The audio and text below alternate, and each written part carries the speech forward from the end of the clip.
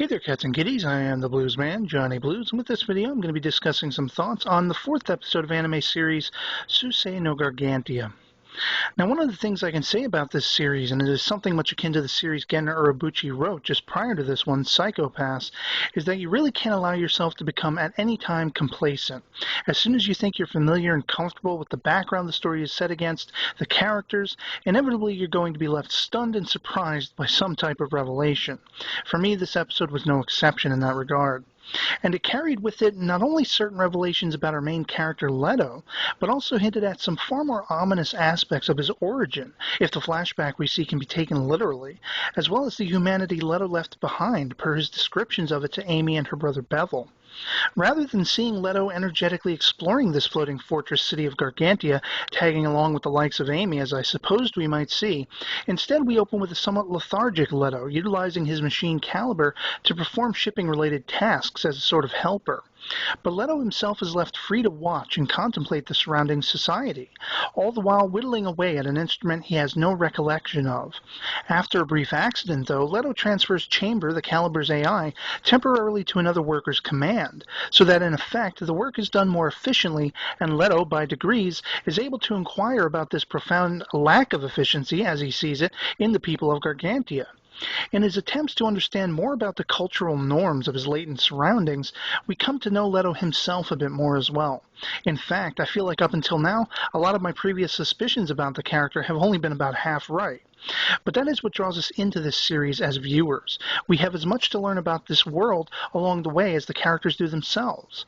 Leto is given a brief tour of sorts by Amy after his gifting her one of the two instruments we find that he's been working on, during which we come to understand that Leto has no concept of what a familial unit is. Parents, children, siblings are all alien concepts to him, which I have to admit is a bit more alienation than I assumed Leto to have experienced. But further does he describe in answer to Amy's sharing that her brother suffers a profound illness, that the weak and infirm of the humanity he originates from were culled from the pack, disposed of, destroyed, for their inefficiency to the overall collective cause of fighting the alien race known as the Hideos. Of course, such horrific implications lead to questions about how these humans even survived then, how they kept the species going, and whether or not their collective fight was even a real one, or perhaps one designed to propagate the species in such a way that only the viable creation left to them was the perfect soldier, one who would follow orders blindly and without question. Whether the Hideos were truly the threat the Galactic Alliance of humankind claimed them to be or not, though, the revelations about Leto's world and Leto himself were far from over. Amy takes him first to a doctor named Oldham, where little is reached in the way of further understanding on Leto's part, though it seems he may have further interest in one of the books cataloging the known history of this world that the good doctor shows him.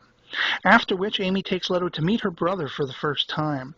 The boy is mesmerized by him, asking questions with such eagerness and wonder. It's all the boy can do to remain grinning from ear to ear. Through their conversation, which by and large serves to elaborate a bit on what he and Amy were discussing previously, Leto is ultimately asked by Bevel what would he do in the event that the Hideos were defeated. And this truly gets to him.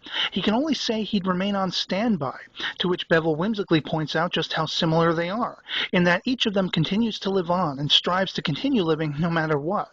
Happily do we see that Amy isn't the only Gargantian to take interest in Leto's getting to know the place a little better, though. Whereas, rather comically, Pinion doesn't see what all the fuss is about him, and this may be compounded by the fact that he got zapped by Chamber in the previous episode when he inadvertently fell into its cockpit. We see that Bellows has actually come to check up on him. What follows from this is, to me, just a beautiful segment where Leto sees rain for the very first time.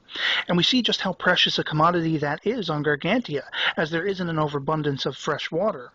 The music all throughout this episode, as well as episodes previous, have definitely been incredibly complimentary, but no more so than during this sequence, I thought. And it had aspects that, at least to me, were reminiscent of music you might hear in the Dot Hack series, for those who might be familiar with that. Once the gathering of the water was done, though, Leto finds himself alone again, and Amy's friends Seiya and Melty, who it should go without saying are somewhat smitten with Leto, prompt her to go and talk to him again. Being that he's soaking wet, she brings him home, and again we have another revelation-filled chat with he and Bevel, all to do with the instrument he's created without realizing what it was, the flute. Bevel plays a few magical notes on it, and thus is awakened in Leto a flashback of memory that seems, to my eyes at least, to be of himself as a child, encased in a stasis pod of sorts. In looking up out of the protective window, does he seem to see a slightly older version of himself looking back at him? The younger is holding up an identical flute to the one he's made now, and suddenly the child vanishes, leaving the elder Leto gaping after it. The implication of all this would seem to confirm what is essentially suggested by his earlier conversations with Amy and Bevel. Cloning. At least that's what it suggests to me. The Galactic Alliance has been, for an as yet undetermined amount of time, been fostering an army of clones to their cause against the Hideos. And with that in consideration, does it open up a whole can of questions as to how and why this all came to be? Leto is left as much stunned as the viewer, if not more so, as his tears seem to indicate, and once everything is said and done, he's back to his temporary quarters. He expresses to Chamber his interest in learning more about Gargantia and its people, to which Chamber states that it shouldn't be a concern of his, as their primary mission, returning to the Alliance, will eventually come to pass. But I'll admit, I suspect this won't be the case. I can't wait to see. Apart from all of that, though, another, albeit minor, interest to me was the way in which Rigid managed to barter Leto's living space requirements. He'll be made essentially to work off so much of his bill, with electricity and haulage of his Yunboro, as they consider it, exempted as a means of saying thanks for helping with the pirates and such. Of course, as I've noted previously, both sides of the equation in this series have things to learn about each other, and at this point, it may not all be adding up the way I would have expected it to. In the Gargantians, we see a much more down-home humanity.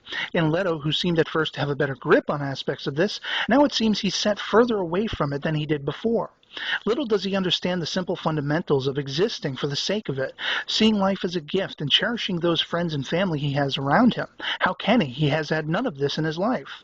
Yet the Gargantians are capable, as humans tend to do, of still equating a sense of billing and subsequently squaring him with them for services rendered, in effect solidifying their sense that nothing is gotten for free, and a working symbiosis must be achieved if prosperity and peace is to be maintained. Again, the society of Gargantia, as well as these aspects, are equally as fascinating to me as Leto has become himself. What will come next is anybody's guess. And I'd love to hear from you guys in the comments below what you thought of Episode 4 of Suisei no Gargantia, if you've seen it. What do you make of the hints of Leto's past that were given in this episode? And otherwise, that'll be it for me on this one. I hope you're all doing well. Hope you enjoyed the video, and I'll catch you later. Peace.